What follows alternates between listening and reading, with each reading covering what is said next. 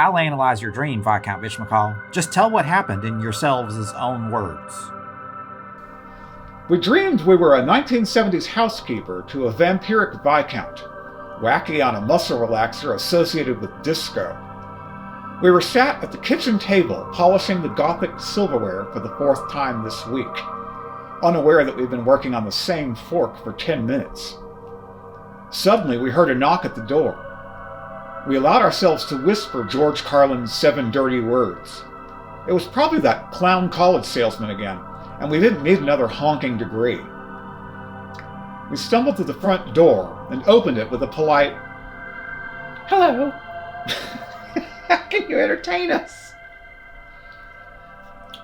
Yes, it was another of an endless stream of traveling buffoons. "Hello to you too, madam or sir," said the intimidatingly tall clown in ill-fitting garments and bright, clashing colors, often featuring playful patterns like polka dots or stripes, and a properly fitting tiny hat. "I was wondering if you'd be interested in a product that everyone, and I mean quite literally everyone, will find themselves needing at some point in their lives. Here, let me show you." He winked, his face paint expressing an unsettlingly impish smile. He bent his right leg to awkwardly balance his product sample case. He fiddled with the latch for a brief moment before it popped open. Inside was a selection of miniature red noses. The air was pregnant with a deadly silence between the two of us.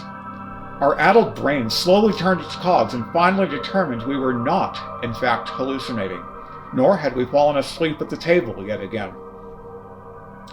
Suddenly we screamed as if we'd spotted a haunted donut and slammed the door on the unfortunate clown salesman.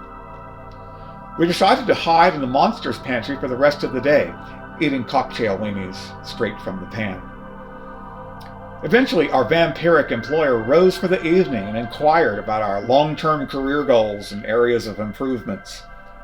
We told their lordships how a traveling salesman, who might incidentally have been the devil, came by selling noses. The Viscount noticed the empty cocktail weenie pan on the floor and the presumably weenie stains on our apron. We felt certain that their lordships would ask us to lay off the non-barbiturate hypnotics, change aprons, and suggest dining out, perhaps for Salisbury steak and 7-layer salad.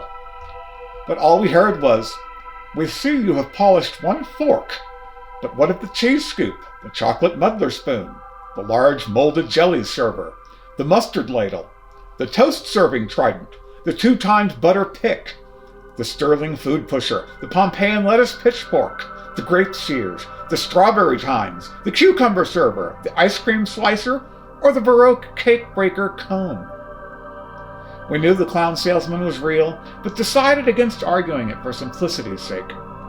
We changed into a clean apron and imagined a lovely meal at West Witchwick's all-you-can-eat Salisbury steak and 7-layer salad restaurant. Dr. Makalovich, what does it all mean? Uh-oh.